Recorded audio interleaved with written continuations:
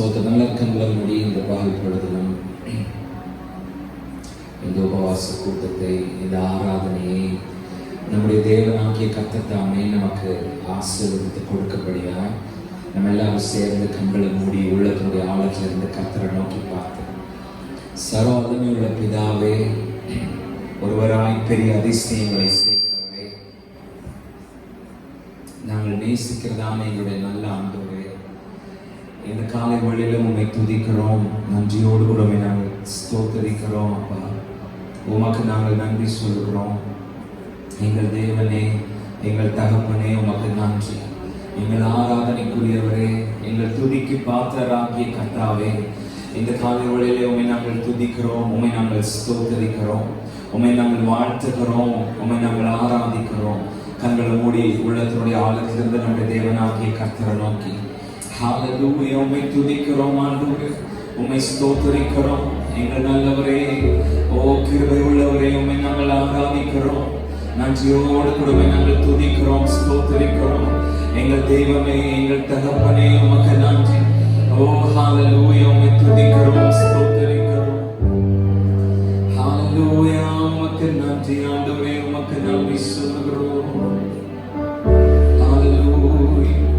இந்த கூட்டத்தை ஆசீர்வதி. அநேக தேவ பிள்ளைகளை ஆண்டவரே அழைத்துக் கொண்டு வா. எங்கள் மத்தியிலே உலகம் எங்களோடு கூட பேசி எங்களை வழி நடத்தும். எங்களுக்கு வேண்டியதான ஆலோசனைகளை உடைய வார்த்தைகளின் மூலமாக எங்களோடு கூட பேசி எங்களுக்கு தந்தருள். நம்மை ஆராதிக்க, துதிக்க எங்களை பலப்படுத்தும். எங்களோட ஆவி, ஆத்ம சரீரங்களை நீர் ஆளுகை செய்ய மாட்டோம். ஓ ஹல்லேலூயா, உமக்கு நன்றி சொல்கிறோம். இயேசுவே, நன்றி, நன்றி, நன்றி. I have decided to follow Jesus.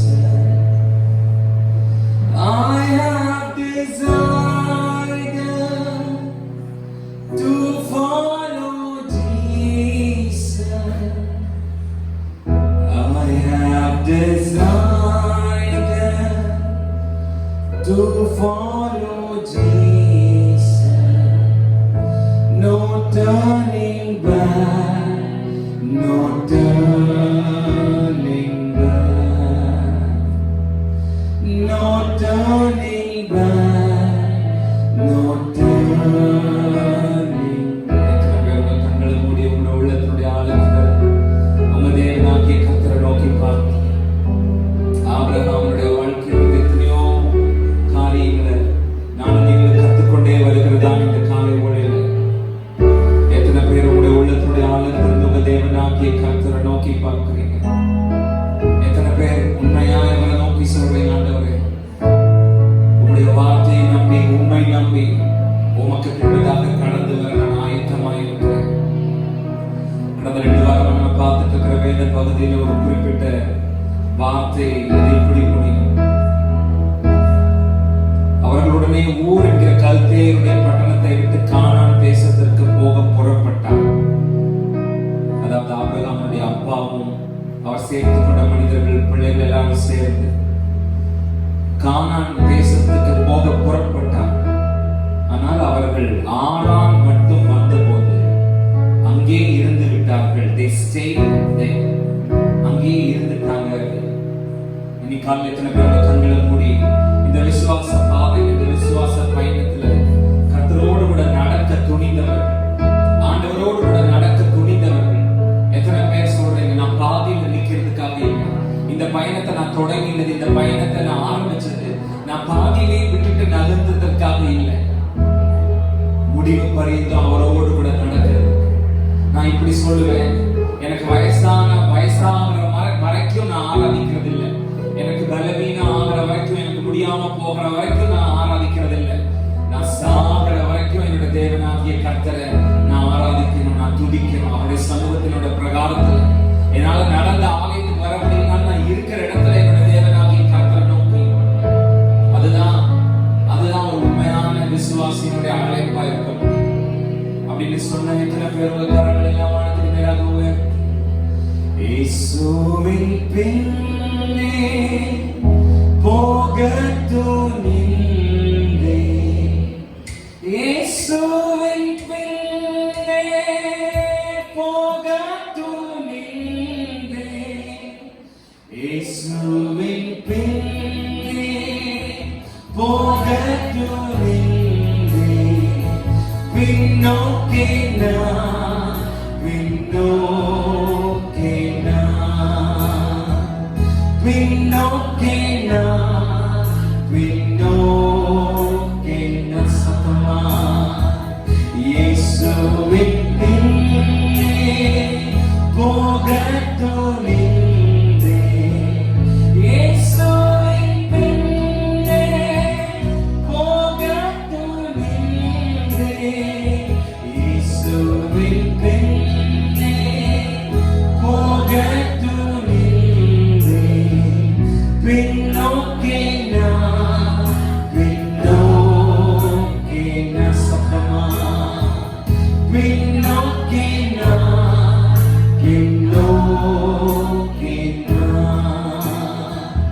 யாரும் என்னோடு சேராவிட்டாலும், யாரும் என்னோடு சேராவிட்டாலும்,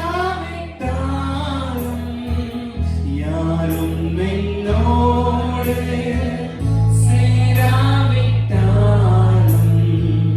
பின்னோக்கி நான், பின்னோக்கி நான், பின்னோக்கி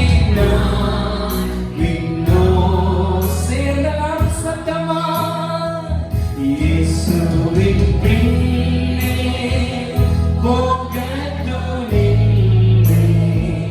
இயேசுவின் பின்னே போகத் துணிந்தேன்.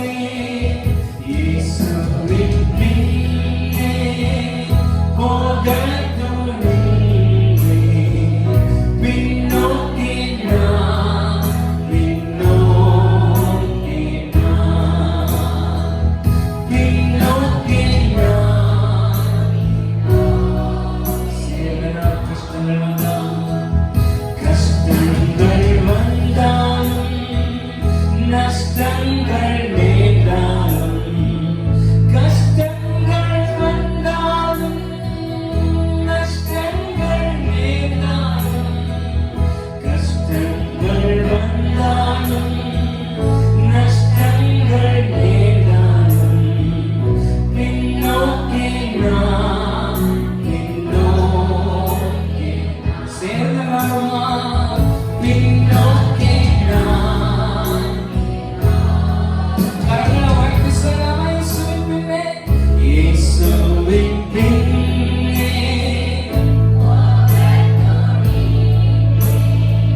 இயேசுவின் பின்னே போகத் துணிந்தேன். இயேசுவின் பின்னே போகத் துணிந்தேன். பின்னோக்கி நான், பின்னோக்கி நான், பின்னோக்கி நான், பின்னோக்கி நான். கஷ்டம் இன்பம், நஷ்டம் லாபம். கஷ்டம் இன்பம், நஷ்டம் லாபம். கஷ்டம் இன்பம், நஷ்டம் லாபம். பின்னோக்கி நான், பின்னோக்கி. சத்தமா சத்தமா பின்னோக்கி நான், பின்னோக்கி நான், பின்னோக்கி நான். இன்னும் சத்தமா, இன்னும் சத்தமா நாம் சேர்ந்து பின்னோக்கி நான்,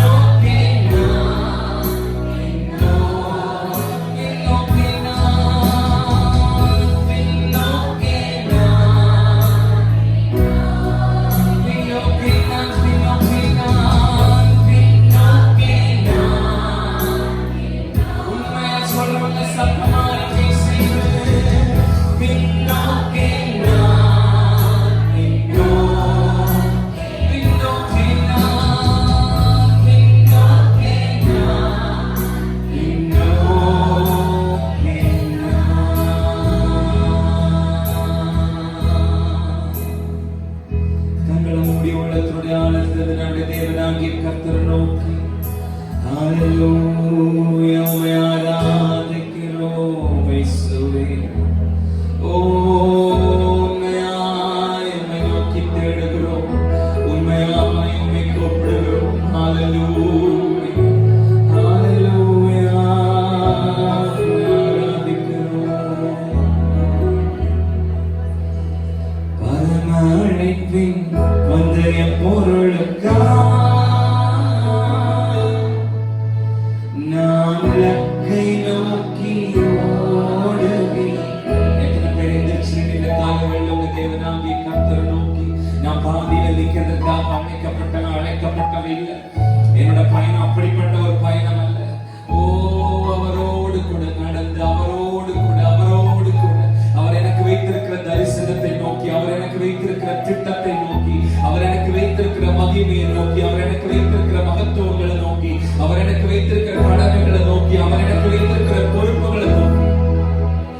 ஹalleluya ஆராதிக்கிறவங்க மாத்திரம் சத்தமா எங்களோடு கூட சேர்ந்து பரமழைப்பின் பந்தய பொருளுக்காய் நான் லக்கை நோக்கி ஓடுகிறேன். பரமழைப்பின் பந்தய பொருளுக்காய் நான் லக்கை நோக்கி ஓடுகிறேன். ஓடுகிறேன், நான் ஓடுகிறேன், ஓடுகிறேன், நான் ஓடுகிறேன். என்னை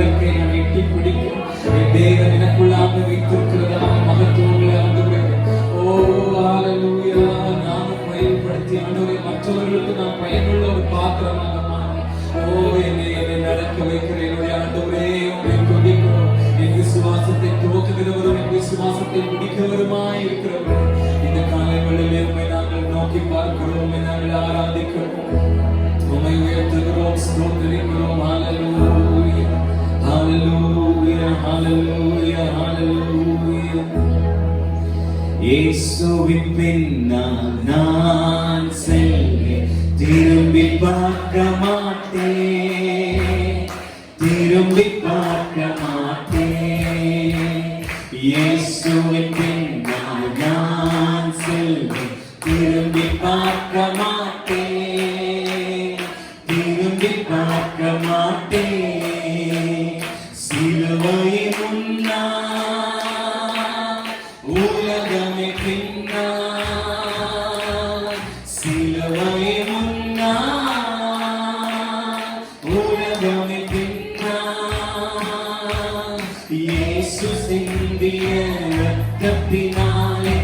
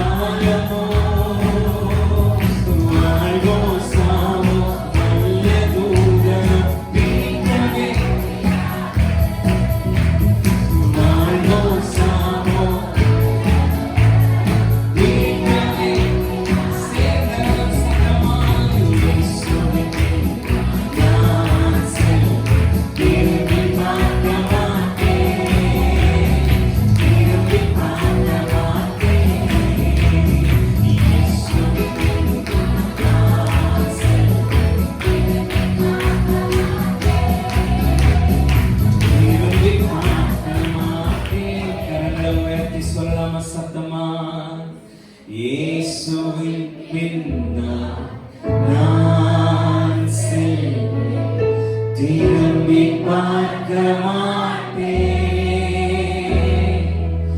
திரும்பி பார்க்க மாட்டேன். கைகளை தட்டி நம்ம காலையில பேசி நம்ம தேவனாகி கர்த்தரை ஆராதிக்கும். நமக்கு நன்றி ஆண்டவரே. தொடர்ந்து சமூகமுடைய காரணம் நம்முடைய பிரசன்னங்களை தாங்கி நடத்தட்டும். இயேசுவின் நல்ல நாமத்தில் பிதாவே, ஆமென். நம்ம உட்கார்ந்து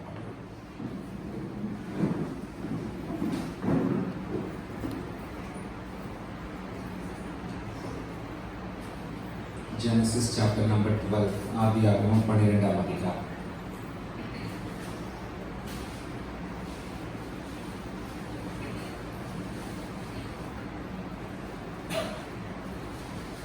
Genesis chapter number 12 commencing from verse number 1 to verse number 3. ஆதியாகமம் 12ஆம் அதிகாரத்தினுடைய 1 முதல் 3 வரை உள்ள வசனங்களை நம்ம எல்லாரும் சேர்ந்து எடுத்து சத்தமா வாசிக்க போகிறோம். இந்த ஆபிரகாமின் தேவன் நம்முடைய தேவன். ஆமென் சொல்றேன். ஹalleluya. வாசிக்கலாம். ஆதியாகமம் 12ஆம் அதிகாரம் 1 முதல் 3 வரை உள்ள வசனம். கர்த்தர் ஆபிரகாமை நோக்கி, நீ உன் தேசத்தையும் உன் இனத்தையும் உன் தகப்பனுடைய வீட்டை விட்டு புறப்பட்டு நான் உனக்கு காண்பிக்கும் தேசத்துக்கு போ. நான் உன்னை பெரிய ஜாதியாக்கி உன்னை ஆசீர்வதித்து உன் பெயரை பெருமைப்படுத்துவேன். நீ ஆசீர்வாதமாய் இருப்பாய். உன்னை ஆசீர்வதிக்கிறவர்களை ஆசீர்வதிப்பேன், உன்னை சபிக்கிறவனை சபிப்பேன். பூமியில் உள்ள வம்சங்கள் எல்லாம் உனக்குள் ஆசீர்வதிக்கப்படும் என்றார். ஹalleluya. ஆபிரகாமும் விசுவாசமும் அப்படிங்கிற தலைப்புல தொடர்ந்து நாம கடந்த 2 வாரங்களாக கர்த்தருடைய வார்த்தையை தியானித்துக் கொண்டே வருகிறோம். 4000 வருடங்களுக்கு முன்பதாக வாழ்ந்த ஒரு மனிதனை குறித்து இப்போது நாம் எதற்காக தியானிக்க வேண்டும், இப்போது எதற்காக அவருடைய வாழ்க்கையினுடைய பக்கங்களை நாம் திருப்பி ஆராய்ச்சி செய்ய வேண்டும் என்கிறதான கேள்விக்கான பதில நான் உங்களுக்கு முதல் வாரத்திலேயே சொல்லியிருந்தேன். அது ஏனென்றால் இந்த ஆபிரகாம் சரித்திரத்தினுடைய பக்கங்களிலே முக்கியமான ஒரு இடத்தை பிடித்திருக்கிறார். இந்த உலகத்தினுடைய 3 பெரிய பிரம்மாண்டமான மதங்களாகிய நம்பிக்கைகளாகிய யூத மதம், கிறிஸ்தவ மதம், இஸ்லாமிய மதம் என்கிற 3 பெரிய மதங்களினுடைய ஒரு பெரிய ஆளுமை இந்த ஆபிரகாம். தவிர்க்க முடியாத ஒரு சக்தி, இந்த 3 மதத்தினர்களாலும் தவிர்க்க முடியாத ஒரு பெயர் இந்த ஆபிரகாம். எல்லாவற்றுக்கும் மேலாக இந்த ஆபிரகாம் அவர் ஆண்டவருடைய சிநேகிதர், விசுவாசத்தினுடைய தகவல். இந்த உலகத்திலே நான் உயிரோடு கூட இருக்க, நான் சுவாசிப்பது எனக்கு ரொம்ப முக்கியம் என்று சொன்னார். இந்த உலகத்திலே நான் வாழ, நான் ஜீவிக்க, தொடர்ந்து இயங்க, தொடர்ந்து ஓட, நான் உயிரோடு இருக்க, நான் சுவாசிப்பது எனக்கு ரொம்ப முக்கியம் என்று சொன்னால், இந்த கிறிஸ்தவ வாழ்க்கையிலே நான் உயிரோடு கூட இருக்க, இந்த கிறிஸ்தவ வாழ்க்கையிலே நான் வெற்றி உள்ள ஒரு வாழ்க்கையை வாழ, நான் என்னுடைய ஆண்டவரை, என்னுடைய ஆண்டவருடைய வார்த்தைகளை விசுவாசிப்பது எனக்கு ரொம்ப முக்கியம். இந்த பூமியிலே நான் ஜீவிக்க, நான் சுவாசிப்பது எனக்கு ரொம்ப முக்கியம் என்றால், இந்த கிறிஸ்தவ வாழ்க்கையிலே நான் உயிரோடு கூட இருக்க, நான் என்னுடைய ஆண்டவரை விசுவாசிப்பது எனக்கு ரொம்ப. அப்படிப்பட்ட அந்த விசுவாசம் என்கிற ஒன்றை மாத்திரமே தன்னுடைய ஆதாரமாக, மையமாக, மூலதனமாக வைத்துக் கொண்டு இவ்வளவு பெரிய ஒரு உயரத்தை எட்டி பிடித்திருக்கிறார் இந்த ஆபிரகாம் என்றால், அவருடைய சரித்திரத்தினுடைய பக்கங்களை புரட்டி அதிலிருந்து நான் சில காரியங்களை கற்றுக்கொள்ள வேண்டியது எனக்கு அவசியமாகவே இருக்கிறது என்பதை நம்ம கடந்த 2 வாரங்களில் நம்ம பார்த்து கொண்டே வருகிறோம். எத்தனை பேர் ஆமென் சொல்லுங்க? எத்தனை பேர் நமக்கு நேரம் குறைவாக இருக்கிறபடினாலே நம்ம வேகமாக செய்தி பேசுகிறோம், அந்த செய்தியினுடைய கருவை சொல்லுகிறோம், அதிலிருந்து நாம் கற்றுக்கொள்ள வேண்டிய பாடங்களை சொல்லுகிறோம். ஆனால் எத்தனை பேர் இங்கிருந்து கிளம்பி வீட்டுக்கு போனதுக்கு பிறகு நீங்க கேட்ட அந்த சத்தியத்தினுடைய அடிப்படைகளை நீங்கள் கேள்விப்பட்ட, நீங்கள் மாற்றிக்கொள்ள வேண்டும் என்று வேதம் உங்களோடு கூட பேசின வார்த்தைகளை ஜெப குறிப்புகளாக மாற்றி வாழ்க்கையினுடைய வழிகளாக, முறைகளாக மாற்றிக் கொள்ளும் போது மிகப்பெரிய மகத்துவங்களை, உயரங்களை என்னாலே உங்களால் எட்டி பிடிக்க முடியும். நம்மளையும் நம்மளுடைய பேரையும் சரித்திரத்தினால் தவிர்க்க முடியாத அளவிற்கு நாம் ஆராதிக்கிற நம்முடைய தேவனாகிய கர்த்தரால் நம்மை உயர்த்த முடியும். ஹalleluya. சரி, கடந்த 2 வாரமாக ஆபிரகாம் கடந்து வந்ததான 2 விதமான காலங்களை பத்தி நாம பார்ப்போம். ஒன்று அவருடைய கடந்த காலம் அது வீணானது, அது வேதனையானது, அது வலி நிறைந்தது, அது வெறுமையானது, அது கசப்பானது, அது காய்ந்து போனது. ஆபிரகாமுடைய கடந்த காலம். இரண்டாவது பார்த்தோம், அவர் வீணாக்கின காலம். ஒன்று அவருடைய கடந்த காலம், ரெண்டு அவர் வீணாக்கின காலம். அதாவது ஆண்டவர் நீ விட்டு புறப்படு என்று அவரோடு கூட பேசி இருந்த போதும், சொல்லி இருந்த போதும் சில தாமதங்களை ஆபிரகாம் பண்ணி இருக்கிற இங்கிலீஷ் பைபிள்ல the Lord had spoken to Abraham என்று போட்டிருக்கிறது. கர்த்தர் சொல்லி இருந்தார், பேசி இருந்தார் அப்படிங்கிற பதத்துல, மூல பதத்துல போட்டிருக்கும் போது அப்ப ஒரு சின்ன டிலே. ஆபிரகாம் ஆண்டவர் விட சொன்னவைகளை எளிதிலே விடுவதற்கு தயாராக இல்லாமல் கொஞ்சம் கால தாமதம் பண்ணதுனாலே அவர் வீணாக்கின காலம் என்று அந்த பார்ஷியல் ஒபீடியன்ஸ், அந்த பாதி கீழ்ப்படிதல்ங்கிறதெல்லாம் நம்ம என்ன செய்யறோம்னா நம்ம பார்த்தோம். அப்ப ரெண்டு காலங்களை பார்த்திருக்கோம், his past wretched years and his wasted years. அவருடைய கடந்த காலம், அவர் வீணாக்கின காலம். இப்படி ரெண்டு காலங்களை கடந்த 2 வாரங்களை நம்ம பார்த்தோம். ஆனா இன்னைக்கு நாம வாசிச்ச அந்த 12ஆம் அதிகாரத்தினுடைய முதல் 3 வசனங்களை நம்ம பார்க்கும்போது அங்க நம்ம பார்க்கிறது ஆபிரகாமுக்கு கிடைச்ச ஒரு கோல்டன் ஆப்பர்ச்சுனிட்டி, ஒரு பெரிய வாய்ப்பு. அவருடைய கடந்த காலம் பார்த்தோம், அவர் வீணாக்கின காலம் பார்த்தோம். இந்த 12ஆம் அதிகாரத்தினுடைய 1 முதல் 3 வரை உள்ள வசனங்களை பார்க்கும்போது அங்கே நாம் பார்க்கிறது ஆபிரகாமுக்கு கிடைத்ததான ஒரு பெரிய ஆப்பர்ச்சுனிட்டி, ஒரு பெரிய வாய்ப்பு, which we can call it as his wonderful years. அதை நம்ம எப்படி சொல்லலாம்னா அவருடைய அற்புதத்தின் காலம், அவருடைய அற்புதத்தின் ஆண்டுகள் என்று சொல்லலாம். 3 காலம் மொத்தமா ஆபிரகாமோட லைஃப்ல நம்ம ஸ்பெண்ட் பண்ண முடியும். ஒன்று அவருடைய கடந்த காலம், அது வேதனையானது, கசப்பானது, காய்ந்து போனது, வெறுமையானது. 2 அவர் வீணாக்கின காலம், அது வேஸ்டாவே போயிடுச்சு. 3 இந்த 12ஆம் அதிகாரத்தினுடைய 1 முதல் 3 வரை உள்ள வசனங்கள்ல ஆண்டவர் அவருக்கு கொடுத்திருக்கிற ஒரு வாய்ப்பு, ஒரு அற்புதமான ஒரு ஆப்பர்ச்சுனிட்டி. அங்க நம்ம பார்க்கிறது அற்புதத்தின் காலம். எத்தனை பேர் ஆமென் சொல்றாங்க? கொஞ்சம் காய்ந்து போன காலங்கள், கொஞ்சம் வீணாய் போன காலங்கள் என்று போய்கொண்டிருந்த இந்த ஆபிரகாமினுடைய வாழ்க்கையில இந்த 12ஆம் அதிகாரத்தினுடைய ஆரம்பமாகிறது அவருடைய அற்புதத்தின் காலங்கள். எத்தனை பேர் ஆமென் சொல்றாங்க? ஹalleluya. 75 வயதான ஒரு கிழவனுக்கு, ஒரு முதியவருக்கு அவருடைய ஒட்டுமொத்த வாழ்க்கையினுடைய அடையாளத்தையுமே நம்முடைய தேவனாகிய கர்த்தர் ஒரு புரட்டி போடுகிறார். எத்தனை பேர் ஆமென் சொல்றாங்க? 75 வயதான ஒரு கிழவனுக்கு, 75 வயதான ஒரு முதியவர் அப்படின்னா இன்னைக்கு நாம எடுத்திருக்கிற இந்த 12ஆம் அதிகாரத்தினுடைய முதல் வசனம் என்று சொல்லும்போது அப்போது ஆபிரகாமினுடைய வயது 75. எத்தனைங்க? Can you believe? உங்களால நம்ப முடியுதா? நம்ம ஊரை பொறுத்த மட்டும் 75 வயசுன்னு சொல்லும்போது அது முடிந்து போன ஒரு காலகட்டம். It is a retirement stage. It is a sunset period. அது அஸ்தமனமான ஒரு காலம். ஏன்னா எல்லாமே முடிஞ்சிருச்சு. இனி ஒண்ணு செய்யறதுக்கோ சாதிக்கிறதுக்கோ வீடு போங்குது, காடு வாங்குது, இப்ப போய் உனக்கு இதெல்லாம் தேவையா அப்படின்னு கூட சொல்லுவாங்க. 75 வயதுன்னு சொல்லும்போது அது முடிந்து போன ஒரு காலம், வாழ்க்கையினுடைய கடைசி அத்தியாயத்துக்கு. அதுதான் உலகம் இன்னைக்கு நமக்கு இருக்கிற வாழ்க்கையோட கடைசி அத்தியாயத்துக்கு வந்தாச்சு. நீ அவர் இருந்தாலும் சரி, போய் சேர்ந்தாலும் சரி, சந்தோஷம் தான். 75 வயசு ஆயிடுச்சு. ஆனா அப்படிப்பட்ட அந்த 75 வயசுல, அந்த அஸ்தமனமான அந்த நேரத்துல உலகம் முடிந்தது என்று முற்றுப்புள்ளி வைக்கிறதான அந்த நேரத்துல ஆபிரகாமை பார்த்து ஆண்டவர் சொல்றாரு, நான் உன்னை பெரிய ஜாதியாக்கி உன்னை ஆசீர்வதித்து உன் பெயரை பெருமைப்படுத்துவேன், பூமியில் உள்ள வம்சங்கள் எல்லாம் உனக்குள் ஆசீர்வதிக்கப்படும் என்று. எத்தனை பேர் ஆமென் சொல்றாங்க? எத்தனை பேர் அஸ்தமனங்களிலே ஆரம்பங்களை ஆரம்பமாக்குகிற கர்த்தரை எத்தனை பேர் சந்தோஷமா ஆமென் சொல்றாங்க? ஹalleluya. இந்த உலகம் முற்றுப்புள்ளி வைக்கும் போது அங்கே ஒரு துவக்கத்தை கொடுக்கிற கர்த்தருக்கு எத்தனை பேர் இந்த காலையில நன்றி சொல்றீங்க? ஹalleluya. இந்த உலகம் எல்லா வாசல்களையும் மூடும் போது இந்த உலகத்தால் புரிந்து கொள்ளவே முடியாத புதிய வாசல்களை நமக்காக திறந்து கொடுக்கிற ஆண்டவருக்கு எத்தனை பேர் இந்த காலையில நன்றி சொல்றீங்க? சத்தமா ஹalleluya சொல்லுங்க. ஹalleluya. நான் உன்னை பெரிய ஜாதியாக்கி உன்னை ஆசீர்வதித்து உன் பெயரை பெருமைப்படுத்துவேன், பூமியில் உள்ள வம்சங்கள் எல்லாம் உனக்குள் ஆசீர்வதிக்கப்படும் என்று இப்படி ஒரு வார்த்தையை, இப்படி ஒரு வாக்குத்தத்தத்தை ஆண்டவர் ஆபிரகாமுக்கு சொல்லும்போது ஆபிரகாமுக்கு வயசு 75. எத்தனைங்க? அவருடைய மனைவியாகிய சாராளோ பிள்ளை பெற முடியாத, பிள்ளை பெறாத மலடி அவருடைய மனைவியாகிய சாரா. உன்னுடைய வித்தை நான் ஆசீர்வதிக்கிறேன், நீ பெரிய ஜாதியா இருப்பாய் என்று கர்த்தர் பேசுகிறார். ஆபிரகாமுக்கு வயசு 75. அவட மனைவியாகிய சாராளோ பிள்ளை பெற முடியாத மலடி.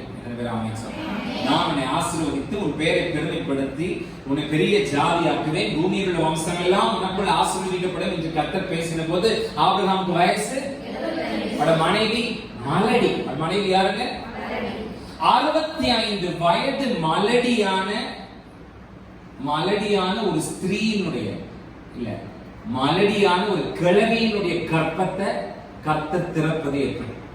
இல்ல 65 வயது மலடியான ஒரு கிழவியினுடைய கற்பத்தை கர்த்தர் திறப்பது எப்படி? 75 வயதான ஒரு கிழவனுடைய வித்தை ஆசீர்வதித்து ஒரு கிழவனை எப்படி ஒரு பெரிய ஜாதியாக கர்த்தர் மாற்ற முடியும், மாற்ற போகிறார். Medically speaking it is impossible. மருத்துவ ரீதியாக பேசும்போது 65 வயதான ஒரு கிழவி, 75 வயதான ஒரு கிழவன், அவர்களை அந்த 75 வயதான ஒரு கிழவனை கர்த்தர் பெரிய ஜாதியா மாத்த போறார் அப்படிங்கிறது மெடிக்கலி ஸ்பீக்கிங், மருத்துவ ரீதியாக பேசும்போது அது கூடவே கூடாத ஒரு காரியம். பட் வித் காட், ஆனா கர்த்தரால் ஆகாத காரியம் என்று, கர்த்தரால் கூடாத காரியம் என்று ஒன்றுமே இல்லை. நம்புறாங்க யாராவது? சத்தமாக ஹalleluya, ஹalleluya. manly speaking, மனுஷ ரீதியாக பேசும்போது, மருத்துவ ரீதியாக பேசும்போது which is completely impossible. 65 வயது மலடியான ஒரு ஸ்திரீயினுடைய கற்பத்தை திறக்கிறது என்பது, 75 வயதான ஒரு கிழவனுடைய வித்தை ஆசீர்வதித்து ஒரு கிழவனை ஒரு பெரிய ஜாதியா மாற்றுறதுங்கிறது which is completely impossible. manly speaking, மனுஷ ரீதியாக பேசும்போது, மருத்துவ ரீதியாக பேசும்போது அது சாத்தியக்கூறற்ற ஒன்று. ஆனால் கர்த்தரால் ஆகாத காரியம் என்று ஒன்றுமே பாருங்க. கருமையான தேவனுடைய ஜனங்களே, உங்களுடைய சூழ்நிலை என்னவாக வேண்டுமானாலும் இருக்கட்டும், உங்களுடைய தற்போதைய நிலைமை அது எப்படிப்பட்ட ஒன்றாக வேண்டுமானாலும் இருக்கட்டும், உங்களுடைய வெளிப்பிரகாரமான தற்போதைய தோற்றத்தை வைத்து இதுதான் உங்களுடைய எதிர்காலம் என்று தயவு செய்து முடிவு செய்து விடாதீர்கள். அது எப்படிப்பட்ட சூழ்நிலையாக வேண்டுமானாலும் இருக்கட்டும், அது எப்படிப்பட்ட ஒரு நிலைமையாக வேண்டுமானாலும், உங்களுடைய தற்போதைய நிலைமை இப்போது இருக்கட்டும், ஆனால் உங்களுடைய வெளிப்பிரகாரமான தோற்றத்தை வைத்து, வெளிப்பிரகாரமான உங்களுடைய அடையாளங்களை வைத்து உங்களுடைய எதிர்காலம் இப்படித்தான் இருக்கும், இப்படித்தான் முடிந்துவிடும் என்று தயவு செய்து நீங்கள் எண்ணி விடாதீர்கள். நான் சொல்லுகிற கர்த்தருடைய வார்த்தையை கேளுங்கள். உங்களோடு கூட பேசுகிற கர்த்தருடைய வார்த்தையையும் உங்களோட கூட பேசுகிற உங்களுடைய ஆண்டவரையும் நம்ப முடியுமானால், நான் மறுபடியும் சொல்றேன், இதுதான் உங்களுடைய சூழ்நிலை எப்படி இருந்தாலும், உங்களுடைய நிலைமை எப்படிப்பட்டதா இருந்தாலும், இப்படி இருக்கிறதுனால இதுதான் என்னுடைய எதிர்காலமோ, இதுதான் என்னுடைய முடிவோ என்று நீங்கள் எண்ணிவிட வேண்டாம். உங்களோடு கூட பேசுகிற உங்களுடைய தேவனாகிய கர்த்தரையும் அவர் பேசுகிற அவருடைய வார்த்தையும் உங்களால் நம்ப முடியுமானால் தைரியமாக இறங்கி அவருக்கு பின்பதாக கடந்து செல்லுங்கள். முடியாததை உங்களுக்காக உங்களுடைய தேவனாகிய கர்த்தர் முடித்து கொடுப்பார் என்பதுதான் ஆபிரகாமுடைய வாழ்க்கையில் நாம் கற்றுக்கொள்ள வேண்டிய விஷயம். ஹalleluya. ஆண்டவர் சொன்னார் ஆபிரகாமை பார்த்து, ஆபிரகாமே, நீ உன்னோட எல்லையும் உன்னோட நம்பிக்கையும் உன்னோட சொந்த பதத்தையும் விட்டுட்டு எனக்கு பின்னாடி வந்து நான் உனக்கு காட்டுற தேசத்திற்கு, அப்ப நான் உனக்கு 3 ஆசீர்வாதம் கொடுப்பேன். என்ன கொடுப்பேன்? உனக்கு ஒரு பெரிய சொந்த தேசத்தையே கொடுப்பேன். உன்னோட ஊரை விட்டு நீ வெளியில வா, உன்னோட தெருவை விட்டு என் வார்த்தையை நம்பி என் பின்னாடி வா, உனக்கு ஒரு சொந்த நாட்டே என்ன செய்யறேன். ஒரு தெரு தள்ளி போனா, 4 வீடு தள்ளி போனா உன் பேரை சொல்லி கேட்டா யாருக்குமே தெரிய போறது இல்லை. ஆனா நீ என்ன நம்பி, என் வார்த்தை நம்பி எனக்கு பின்னாடி வா, எல்லாரும் மதிக்கிற ஒரு பெரிய பேரை உனக்கு, உன் பேரை நான் என்ன செய்யறேன்? பெருமைப்படுத்துறேன். எல்லாரும் மதிக்கிற அளவுக்கு பேரை உனக்கு என்ன செய்யறேன்? நான் உனக்கு என்ன செய்யறேன்? மாத்திரமல்ல, இந்த பூமியில் உள்ள வம்சங்கள் எல்லாம் உனக்குள்ள ஆசீர்வாதமா இருக்கும்படிக்கு நான் செய்றேன். என்னை நம்பி, என் வார்த்தையை நம்பி என் பின்னாடி வா, நான் ஆபிரகாமை கர்த்தர் கூப்பிட்டேன். ஹல்லேலூயா. இந்த சரித்திரம் எனக்கு உங்களுக்கு நல்லா தெரியும். ஆபிரகாமுக்கு கிட்டத்தட்ட 100 வயசு, சாராளுக்கு கிட்டத்தட்ட 90 வயசு. கர்த்தருடைய தூதனானவர் ஆபிரகாமுக்கு எதிர்படுகிறார். ஆபிரகாமை பார்த்து கர்த்தருடைய தூதன் சொல்றான், நான் அடுத்த தடவை இந்த நேரம் நான் வரும்போது, அடுத்த ஒரு உற்பவ காலகட்டத்திலே நான் வரும்போது, உன் மனைவியாகிய சாராள், அவ பக்கத்துல ஒரு ஆம்பளை பையன் ஒருத்தன் நிற்பான். அவன் பொண்டாட்டிக்கு ஒரு ஆம்பளை பையன் பிறந்திருப்பான். ஒரு ஆம்பளை பையனோட, ஒரு ஆண் பிள்ளையோடு கூட உன் மனைவியாகிய சாராள் நிற்பாள் என்று கர்த்தருடைய தூதன் ஆபிரகாம் கிட்ட பேசுறாரு. இந்த சத்தத்தை கேட்ட சாராள், 100 வயசான என் புருஷனுக்கும் 90 வயசான கிழமையான எனக்கும் பிள்ளை பிறக்க போதாமல்ல என்று சொல்லி சாராள் நகைத்தாள். அதனால்தான் அவங்களுக்கு பிள்ளை பிறந்த போது அவனுக்கு ஈசாக்குன்னு பேர் வச்சான். ஐசக் மீன்ஸ் லாஃப்டர், சிரிச்சேன், புன்னகை, நான் சிரிச்சேன். இதை கேள்விப்பட்ட போது, இந்த வாக்குத்தத்தத்தை கேள்விப்பட்ட போது, 100 வயசான என் புருஷனுக்கும் 90 வயசான கிழவியான எனக்கும் ஒரு குழந்தை பிறக்க போகுதுன்னு கர்த்தர் சொன்ன போது நான் சிரிச்சேன். ஆனா சீரியஸாக என் கையில கர்த்தர் ஒரு பிள்ளையை கொடுத்தார். அதுதான் லாஃப்டர். ஐசக், நான் சிரிச்சேன், நான் சிரிச்ச புன்னகை, நான் சிரிச்சேன். அப்படி கிடைச்ச, சீரியஸா கிடைச்ச பையன் இந்த பையன். எத்தனை பேர் ஆமென் சொல்லுங்க? ஹalleluya, சத்தமா ஹalleluya. அப்ப நான் சொல்லுகிற கர்த்தருடைய வார்த்தை கேளுங்க. உங்களோடு கூட பேசுகிறவராகிய உங்களுடைய தேவனாகிய கர்த்தருக்கு பின்னால் நீங்கள் போக தயார் என்றார். இந்த காலை வேளையில உங்களோடு கூட பேசுகிறவராகிய உங்களுடைய தேவனாகிய கர்த்தருக்கு பின்னால் நீங்கள் போக தயார் என்றார். சாத்தியமற்றது என்று எதுவுமே உங்களுடைய வழிகளிலே இருக்க போவது இல்லை. சர்வ வல்லவருக்கு பின்னால் போக துணிந்த உங்களுக்கு சகலமும் சாத்தியமே என்றால் எத்தனை பேர் ஆமென் சொல்லுங்க? ஹalleluya. 100 வயசு என் புருஷனுக்கு, 90 வயசு எனக்கு பிள்ளை பிறக்க போதாமா, பேரை பெருமைப்படுத்த போறாராமா, பெரிய ஜாதியாக்க போறாராமா, பூமியில் உள்ள வம்சங்கள் எல்லாம் எனக்குள்ள ஆசீர்வாதமா இருக்க போதாமா அப்படிங்கிற கேள்வி. என்ன சூழ்நிலை அப்படி இருக்கு, மெடிக்கல் ரிப்போர்ட் அப்படி சொல்லுது, சுத்தி இருக்கிற மனிதர்கள் அப்படி சொல்றாங்க, என்னுடைய பின்புலம் அப்படி சொல்லுது, என்னுடைய தலைமுறை எனக்கு அப்படிதான் சொல்லுது. ஆனா இதெல்லாம் தாண்டி என்னால் உங்களால் தேவனாகிய கர்த்தரை நம்ப முடியுமானால், அவருடைய வார்த்தையை நம்பி இறங்கி அவருக்கு பின்பதாக கடந்து செல்ல முடியுமானால், சாத்தியமற்றது என்று நம்முடைய பாதையிலே எதுவுமே இருக்க போவது.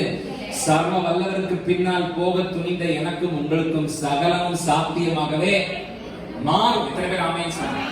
என்னால வீட்டை கட்ட முடியும், என்னால பெரிய காரை வாங்க முடியும், என்னால நூற்றுக்கணக்கான பவுன்கள்ல நகையை சம்பாதிக்க முடியும், என்னால இந்த தேசத்தை அசைக்கிற ஊழியத்தை செய்ய முடியும், என் பிள்ளைகள் இந்த தேசத்தினுடைய உயர்ந்த பதவிகளுக்கு வரதை என்னால பார்க்க முடியும், நான் என் கண் கூட என் குடும்பம் ஆச்சரியமா இருக்கிறத பார்ப்பேன், பூமி எங்கும் செய்யப்படாத அற்புதங்களை அதிசயங்களை கர்த்தர் என்னக்காக என்னோட குடும்பத்துல என்னோட தலைமுறையில செய்வார். இதெல்லாம் சாத்தியமே. சர்வ வல்லவருக்கு பின்னால் நடக்க துணிந்த எனக்கு சகலமும் சாத்தியமே. இல்ல உன்னால முடியாது, உங்க அப்பனால முடியல, உன் தாத்தனால முடியல, உன்னாலே முடியாது, உன் படிப்புனால முடியாது, உன் பணத்தில் உனக்கு இருக்கிற பணத்தை வச்சு கண்டிப்பா முடியாதுன்னு சொல்லுகிற எல்லா மனித முடியாதவைகளையும் தாண்டி சர்வ வல்லவருக்கு பின்னால் போக துணிந்த எனக்கு சகலம் சாத்தியமாக மாறும். எத்தனை பேர் ஆமென் சொல்லுங்க? ஹalleluya. தொடர்ந்து அந்த 12ஆம் அதிகாரத்தினுடைய 4 முதல் 9 வரை உள்ள வசனங்களை வாசித்து இன்னொரு சின்ன விஷயத்தை கூட நம்ம இன்னொரு 10 minutes கூட டைம் இருக்கு. Chapter 12 commencing from verse number 4 to 9.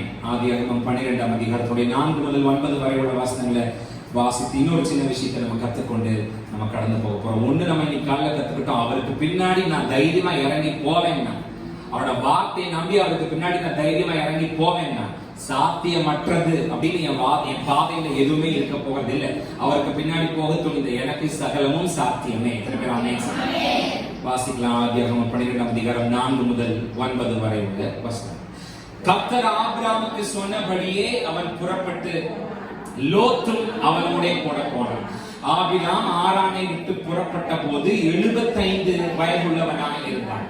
Abraham தன் மனைவியாகிய சாராயையும் தன் சகோதரனுடைய குமாரனாகிய லோத்தையும் தாங்கள் சம்பாதித்திருந்த தங்கள் சம்பத் எல்லாவற்றையும் ஆரானிலே சபதரித்த ஜனங்களையும் கூட்டிக் கொண்டு அவர்கள் கானான் தேசத்திற்கு புறப்பட்டு போய் கானான் தேசத்திலே ஆபிரகாம் அந்த தேசத்தில் சுற்றி திரிந்து சீகேம் என்னும் இடத்துக்கு சமீபமான மோரே என்னும் சமபூமி மட்டும் வந்தார். அக்காலத்திலே கானானியர் அத்தேசத்தில் இருந்தார்கள். கர்த்தர் ஆபிரகாமுக்கு உன் சந்ததிக்கு இந்த தேசத்தை கொடுப்பேன் என்றார். அப்பொழுது அவன் தனக்கு தரிசனமான கர்த்தருக்கு அங்கே ஒரு பலிபீடத்தை, பின்பு அவன் அவ்விடம் விட்டு பெத்தேலுக்கு கிழக்கே இருக்கும்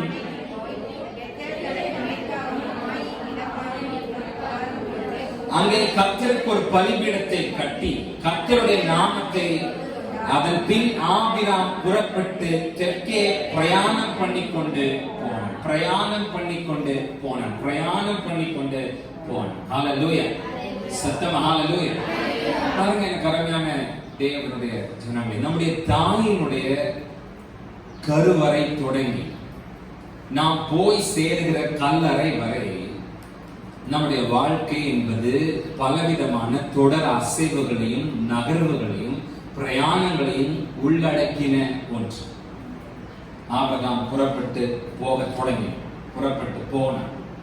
அப்படின்னா நம்முடைய தாயினுடைய கருவறை தொடங்கி நாம் போய் சேருகிற கல்லறை வரை நம்முடைய வாழ்க்கை என்பது பலவிதமான தொடர் அசைவுகளையும் பலவிதமான தொடர் நகர்வுகளையும் பலவிதமான தொடர் பிரயாணங்களையும் உள்ளடக்கினது ஒன்று நம்முடைய வாழ்க்கை. நம்ம கருவில உருவானதிலிருந்து யோசித்து பார்த்தா நம்ம தாயோட கருவிலே நாம் இருந்த போதே அசைந்தோம், நகர்ந்தோம். பிரசவம் ஆகும்போது அசைந்து நகர்ந்து வெளியே வந்தோம். அங்க தொடங்கி நம்முடைய வாழ்க்கையினுடைய ஒவ்வொரு காலகட்டத்திலும் ஒவ்வொரு விதத்திலும் நாம் அனைவருமே அசைகிறவர்களாக, நகர்கிறவர்களாக, பிரயாணம் பண்ணுகிறவர்களாகவே இருந்து கொண்டே வந்திருக்கிறோம். சின்ன பிள்ளைங்களா இருந்த போது தவழ்ந்தோம், அப்புறம் நடவண்டி வச்சு நடந்து, அப்புறம் ஸ்கூல் போய், கிண்டர் கார்டன் போய், அப்புறம் ஸ்கூல் போய், அப்புறம் ஹை ஸ்கூல் போய், அப்புறம் காலேஜ் போய், அப்புறம் ஒரு வேலைக்கு போய், அப்புறம் கல்யாணம் பண்ணி, அப்புறம் செட்டில் ஆகி, இப்படி நம்ம வாழ்க்கை என்பது அது பலவிதமான அசைவுகளையும் பலவிதமான நகர்வுகளையும் பலவிதமான பிரயாணங்களையும் உள்ளடக்கினது ஒன்றுதான் என்னுடைய உங்களுடைய வாழ்க்கை என்று பேதுரு எழுதின 1வது நிருபத்துடைய 2வது அதிகாரம் நினைக்கிறேன். அங்கே ஒரு வார்த்தை வரும், நானும் நீங்களும் அந்நியர்களும் பரதேசிகளுமாய் இருக்கிறோம். We are strangers to this world. We are sojourners.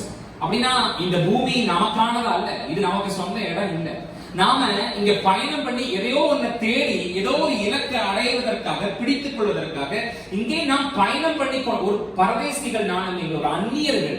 பரதேசினா நாம அப்படியே போயிட்டே இருக்கிறவங்க, நமக்கு நிரந்தரமான இடம் எதுவுமே கிடையாது, நம்ம பயணம் பண்ணி போய்கொண்டே இருக்கிறவர்கள் அந்நியர்கள். நாம் இந்த பூமிக்குரியவர். இந்த உலகத்துல நானும் நீங்களும் யாருன்னு கேட்டா ஒரு வழிபோக்கர்கள். யாரு நானும் நீங்களும்? கவிஞர் அழகா எழுதியிருப்பார், பையூரிலிருந்து, அதாவது தாயினுடைய கருவறையாகிய பையூரிலிருந்து பொய்யூருக்கு வந்து, நிலையற்றதான இந்த பொய்யூருக்கு வந்து மெய்யூருக்கு கடந்து போகிற ஒரு பயணம் தான் வாழ்க்கை என்று என்னோட வாழ்க்கை பயணம் என்பது, அது என்னுடைய வாழ்க்கை என்பது பல பிரயாணங்களினால், பல அசைவுகளினால், பல நகர்வுகளினால் உள்ளடக்கப்பட்ட ஒன்றுதான் என்னுடைய உங்களுடைய வாழ்க்கை என்பதை நாம் எல்லாருமே தொடர்ந்து பயணம் பண்ணிக்கொண்டே இருக்கிறோம் என்பது மகிழ்ச்சிகரமான ஒரு விஷயமாக இருந்தால், ஏனென்றால் நிறைய பேர் தன்னுடைய பிரயாணத்தை முடிவு வரை கொண்டு போய் சேர்ப்பதில்லை, தன்னுடைய இலக்கை பிடிக்கும் வரை அவனுடைய பிரயாணம் தொடருவதில்லை. எங்காலும் நானும் நீங்கள் இன்னைக்கு காலையில பிரயாணம் பண்ணிக்கொண்டே இருக்கிறோம். சில பிரச்சனைகள் வந்தாலும், சில குடும்பத்துல கணவன் மனைவிக்குள்ள பெரிய ஏதோ சின்ன சின்ன சண்டைகள் வந்தாலும் அதை அப்படியே முடிச்சிடல. தொடர்ந்து கணவன் மனைவி என்கிற அந்த பந்தத்திலே பிரயாணம் பண்ணிக்கொண்டே இருக்கிறோம், அசைந்து கொண்டே இருக்கிறோம், நகர்ந்து கொண்டே இருக்கிறோம். பிள்ளைகளோடு கூட சின்ன சின்ன கருத்து வேறுபாடுகள் ஏற்பட்டாலும் அதோடு கூட பிள்ளைகளை தலை மூழ்கி தள்ளிவிடுவது இல்லை. தொடர்ந்து நீ என்னுடைய மகன், நீ என்னுடைய மகள் என்ற அந்த பயணம், அந்த பிரயாணம், அந்த அசைவு, நகர்வு தொடர்ந்து கொண்டே இருக்கிறது. இந்த கிறிஸ்தவ வாழ்க்கையிலே பலவிதமான நம்பிக்கைகளோடு கூட பலவிதமான எதிர்பார்ப்புகளோடு கூட உள்ள வந்தோம். ஆனா நிறைய விஷயம் நடக்கல. கர்த்தர் நமக்கு செய்யலன்னு நினைச்சுக்கிட்டு இருப்போம். இல்ல நாம தான் சரியில்லைங்கிறது புரியாம கர்த்தர் செய்யலன்னு சொன்னா கூட நம்ம பயணத்தை நிறுத்தல. காலையில பஸ் எல்லாம் பிரச்சனையா இருந்தா கூட நானும் நீங்களும் புறப்பட்டு சபைக்கு நம்முடைய பயணம் என்பது நடந்து கொண்டே தான் இருக்கு. அப்போ நாம் எல்லாருமே தொடர்ந்து பயணம் பண்ணிக்கொண்டே இருக்கிறோம் என்பது ஒரு பக்கத்திலே மகிழ்ச்சிகரமான ஒரு விஷயமாக இருந்தாலும், நம்முடைய டிராவல்ல நம்முடைய பேக்கிங் ரொம்ப முக்கியம். நம்ம டிராவல்ல நம்ம பேக்கிங் ரொம்ப முக்கியம். நம்ம டிராவல்ல ஏன்னா பல சமயங்கள்ல நம்மளோட பயணத்துல நாம நமக்கு வேணுங்கிற காரியங்களை பேக் பண்ணாம விட்டுட்டு நமக்கு வேண்டாத காரியங்கள் எல்லாம் பேக் பண்ணி உள்ள வச்சிருக்கோம். பயணம் பண்ணுகிறோம் என்பது சந்தோஷமான விஷயம் தான். தொடர்ந்து பயணம் பண்ணிக்கொண்டே இருக்கிறோம் என்பது மகிழ்ச்சிகரமான செய்தி தான். ஆனா இந்த பயணத்துல ரொம்ப முக்கியமானது என்னன்னா பேக்கிங். என்னதுங்க சொல்லுங்க, என்னதுங்க? ஏன்னா பல சமயங்கள் இந்த பயணத்துல நாம நமக்கு தேவையில்லாததெல்லாம் தூக்கி உள்ள வச்சு தேவையானதெல்லாம் விட்டுட்டு பல சமயங்கள் நான் நீங்க என்ன செய்யறோம்? பயணம் பண்றோம். அந்த பயணத்துல அந்த பொருள் நமக்கு தேவையே இல்லாத ஒண்ணா இருக்கும். ஆனா அதை தோல்ல போட்டு அந்த பேக்ல வச்சுக்கிட்டே நம்ம சுத்திக்கிட்டு இருப்போம். தேவையானது வீட்டுல கிடக்கும், அதை நம்ம தூக்கி இருக்க மாட்டோம், அதை நம்ம கையில கொண்டு வந்திருக்க மாட்டோம். தேவை உள்ளது கையில இருக்க, தேவை இல்லாதது பேக் பண்ணி சூட்கேஸ்ல லக்கேஜ்ல. நான் சொல்றது புரியும். பயணம் பண்ணுகிறோம் என்பது சந்தோஷம் தான். ஆனா பயணம்னு எடுத்துட்டா, பிரயாணம்னு எடுத்துட்டா, ஒரு பிரயாணத்துக்கு ரொம்ப முக்கியம் என்னன்னா பேக்கிங். என் கையில இருக்கிற சூட் கேஸ், என் கையில இருக்கிற லக்கேஜ், என்னோட பேக்கிங் தான் என்னோட பிரயாணத்துக்கு ரொம்ப என்னது. கிளம்பி போறவங்க, வெளிநாட்டுக்கெல்லாம் போறவங்க திருப்பி செக் பண்ணி லிஸ்ட் எல்லாம் வச்சு என்ன செய்யறாங்க, என்னென்ன வச்சாச்சு, இது உள்ள வச்சிருக்கா, டை இருக்கா, பெல்ட் இருக்கா, ஷூ இருக்கா, சாக்ஸ் இருக்கா, எல்லாத்தையும் என்ன செய்யணும். ஏன்னா ஒரு பிரயாணம் என்று சொல்லும் போது, ஒரு பயணம்னு சொல்லும் போது ரொம்ப முக்கியம் பேக்கிங். என்னதுக்கு ரொம்ப முக்கியம்? நம்ம வாசித்த அந்த வேத பகுதியினுடைய பின்னணியை பார்க்கும்போது, ஆண்டவர் சொல்லாத, ஆண்டவர் தந்த லிஸ்ட்ல இல்லாத சில மனிதர்களை, சில பொருட்களை, சில ஆட்களை பேக் பண்ணி ஆபிரகாம் தன்னோடு கூட அந்த பயணத்திலே சேர்த்து கொண்டு போகிறது ஒரு தப்பான விஷயம். பயணம் பண்றது நல்ல விஷயம் தான். பயணம் பண்றது என்ன விஷயம் தான்? நானும் இன்னைக்கு பயணம் பண்ணி கொண்டிருக்கிறது என்ன விஷயம் தான். ஆனா நம்ம பயணத்துல நம்ம பேக்கிங் ரொம்ப முக்கியம். ஆண்டவர் சொல்லாத, ஆண்டவர் கொடுத்த லிஸ்ட்ல இல்லாத ஆட்களும் ஆபிரகாமோட, நீங்க அந்த 4வது வசனம் பாருங்க. கர்த்தர் ஆபிரகாமுக்கு சொன்னபடியே அவன் புறப்பட்டு, லோத்தும் அவனோடு கூட. நம்ம ஆண்டவர் பேசுறது யார்கிட்ட மாத்திரம் தான்னா ஆபிரகாம் கிட்ட மாத்திரம் தான். ஆண்டவர் போக சொன்னது யார மாத்திரம் தான்னா. ஆனா இந்த பயணத்துல லோத்துங்கிற தேவையில்லாத ஒரு லக்கேஜ் கூட என்ன செஞ்சிருக்கு. இதுக்கு இந்த பயணம் நல்லதுதான், பிரயாணம் நல்லதுதான். ஆனா லோத்துங்கிற தேவையில்லாத ஒரு லக்கேஜ் கூட சேர்ந்துக்குது. ஆபிரகாமுக்கும் இப்படி ஒரு தேவையில்லாத ஒரு அன்வான்டட் லக்கேஜ் நம்ம கூட இருக்குதே அப்படிங்கிற எந்த யோசனையும் இல்லாம அந்த லோத்து தன்னோட பயணத்துல அவர் இணைத்து கூட கூட்டிட்டு போறாருல. சொல்லிருக்கலாம்ல, தம்பி இது வேண்டாம், இது என்னோட விஷயம், எனக்கும் ஆண்டவருக்குமான விஷயம்.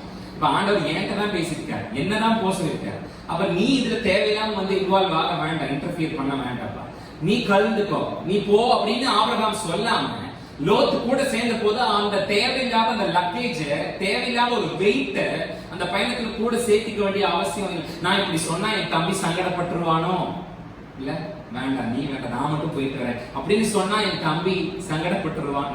நான் என்ன சொல்ல வரேன்னா, நாம புரிஞ்சுக்க வேண்டிய விஷயம் என்னன்னா, there are some places God is trying to bring you where everybody is not invited. அதாவது நம்ம ஆண்டவர் நம்மள சில உயரங்களுக்கு நேராக, சில இடங்களுக்கு நேராக அழைத்து செல்ல விரும்புகிறார். எத்தனை பேர் அதுக்கு ஆமென் சொல்றோம்? ஹalleluya. அழைத்து செல்ல சில உயரங்களுக்கு நேராக, சில இடங்களுக்கு நேராக என்னை என்னுடைய ஆண்டவர் அழைத்து செல்ல, உன்னை உன்னுடைய ஆண்டவர் நடத்தி செல்ல. ஆனா அதுல விஷயம் என்னன்னா, அந்த அழைப்பு உங்களுக்கான அழைப்பு. உங்க கூட இருக்கிற எல்லாருக்கும் எல்லாத்துக்கும் அது கொடுக்கப்பட்ட அழைப்பு அல்ல. ஆபிரகாம் என்கிற ஒருத்தருக்கு மாத்திரமே கொடுக்கப்பட்ட. ஆண்டவர் பேசுறது யார் கூட தான்? இந்த லோத்து தேவையில்லாத ஒரு எக்ஸ்ட்ரா லக்கேஜ். அப்போ உங்க கூட இருக்கிற எல்லாருக்கும் எல்லாத்துக்கும் ஆண்டவர் உங்களுக்கு சொன்ன அந்த இடத்துக்கு போய் சேர்றதுக்கு சேர்றதுக்கு அழைப்பு இல்லவே இல்ல. ஆண்டவர் ஒருவேளை அவங்கள உங்க லிஸ்டுக்குள்ள கொண்டு வந்திருந்தா அவங்களும் உங்க கூட என்ன செய்யலாம். ஒருவேளை ஆண்டவர் அந்த வாக்குத்தத்தத்துக்குள்ள, அந்த ஆசீர்வாதத்துக்குள்ள, அந்த மகத்துவத்துக்குள்ள கர்த்தர் உங்க அண்ணனை ஆட் பண்ணல, உங்க தம்பியை ஆட் பண்ணல, உங்க அக்காவை ஆட் பண்ணல, உங்க அம்மாவை ஆட் பண்ணலதான். அது தள்ளி அந்த லைனுக்கு வெளியில என்ன செய்யணும், நிக்க முடியும். அந்த லைனுக்குள்ள தூக்கி போட்டு அந்த லக்கேஜை, எக்ஸ்ட்ரா வெயிட்ட நானும் நீங்களும் தூக்கிட்டு பயணம் பண்றது நல்லது. ஆனா பயணத்துல பேக்கிங் ரொம்ப.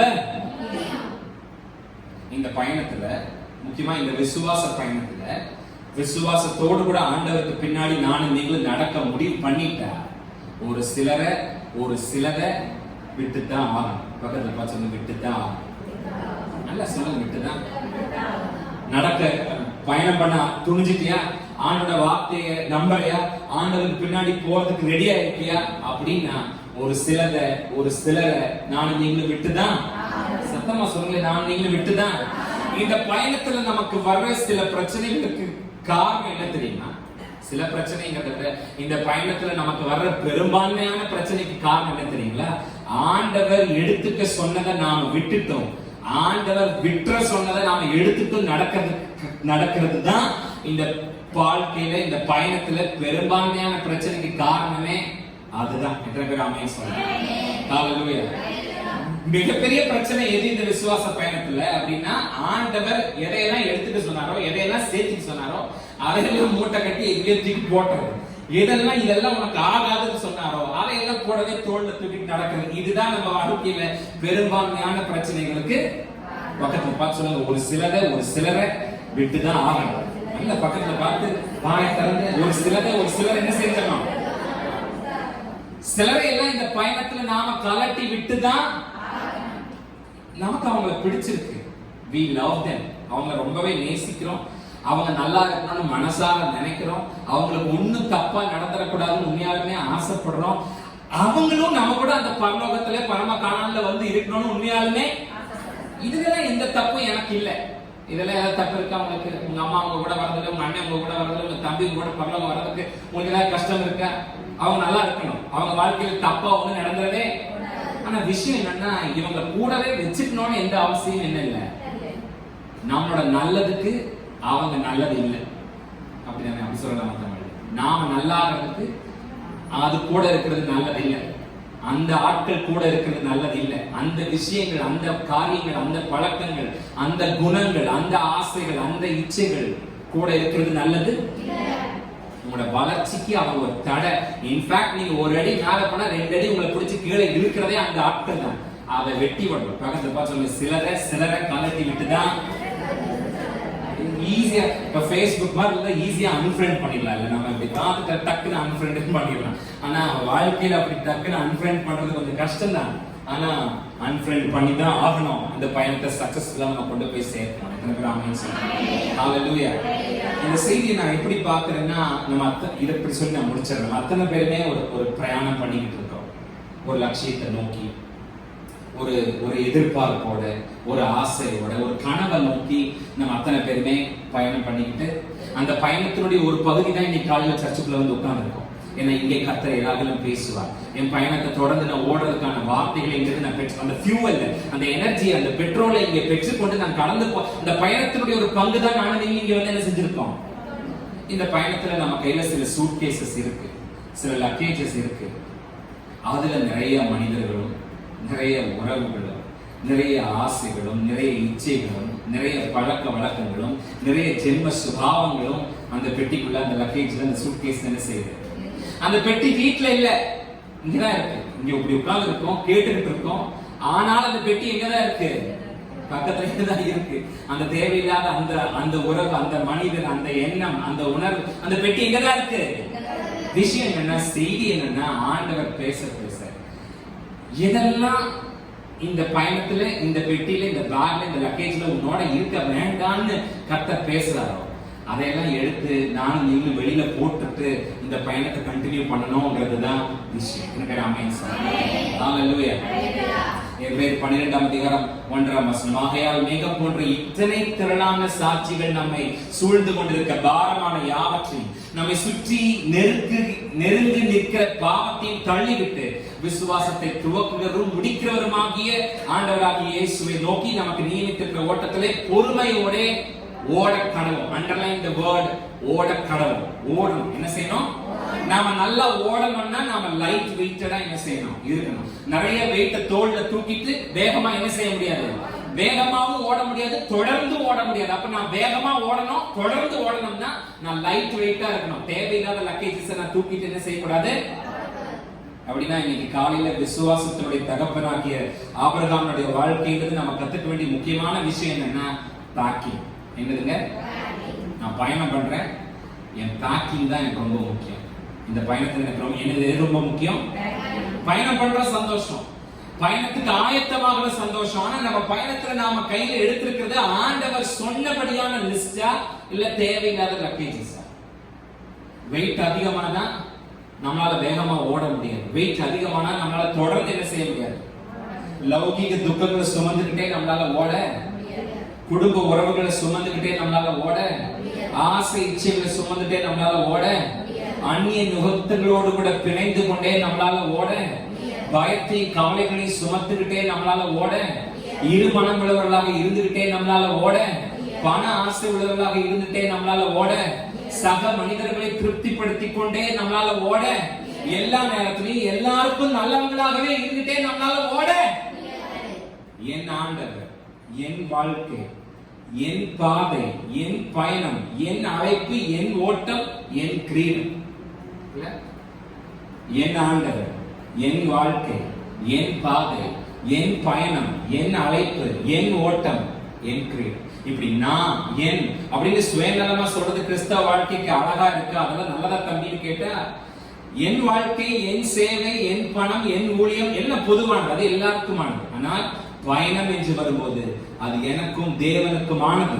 அவர் என்னை போக சொல்லுகிற இடத்திற்கு நான் மாத்திரமே போக வேண்டும். மற்றதெல்லாம் என்னோட பணம், என்னுடைய அன்பு, என்னுடைய ஊழியம், என்னுடைய சேவை, நான் எல்லாருக்கும் பொதுவானவனாக இருக்கலாம். ஆனா என்னுடைய பயணம் என்று வரும்போது, என்னுடைய பாதை என்று வரும்போது ஆண்டவர், அங்கதான் நம்ம நிறைய இடத்துல தப்பு பண்றோம், அங்கதான் நம்ம நிறைய இடத்துல மிஸ்டேக் பண்றோம், அங்கதான் நம்ம ஈஸியா அந்நிய முகத்தாரோட கூட நம்ம ஈஸியா நம்ம பிணைச்சுக்கிறோம்.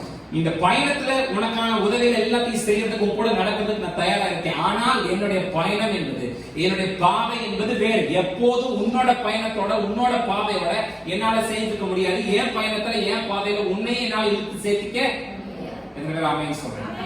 ஹalleluya. சத்தமா ஹalleluya. என்னை நேசிக்கிறவர்கள் எப்படியும் என்னை நேசிப்பார். அந்த லெசனை போது நான் மெல்ல மெல்ல அப்படியே கத்துக்கிட்டே வரேன். என்னை நேசிக்கிறவர்கள் எப்போதும் எப்படியும் என்னை நேசிப்பார். என்னை நேசிக்க வேண்டாம் என்று நினைக்கிறவர்கள் நான் என்ன செஞ்சாலும் அவங்க என்ன செய்ய போறதில்லை.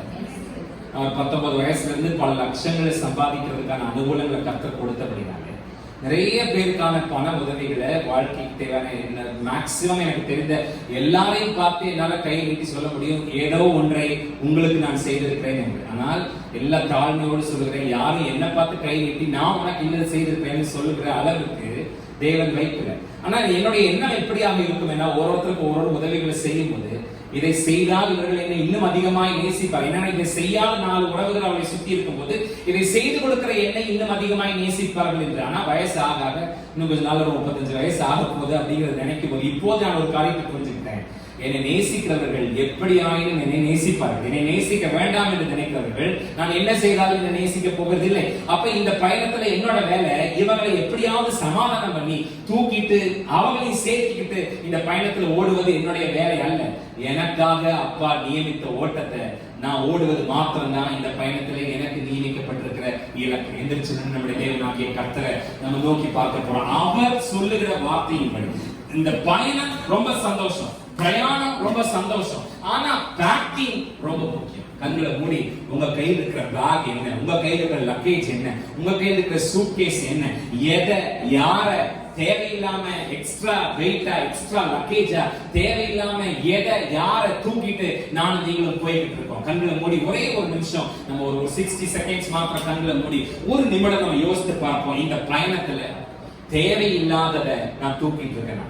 என் ஆண்டவர் எனக்கு தராததை, என் ஆண்டவர் எனக்கு கொடுத்த லிஸ்ட்ல இல்லாததை நான் தூக்கி சுமந்து தேவையில்லாம என் பயணத்தை நான் எடுத்துக்கிட்டு இருக்கேன்.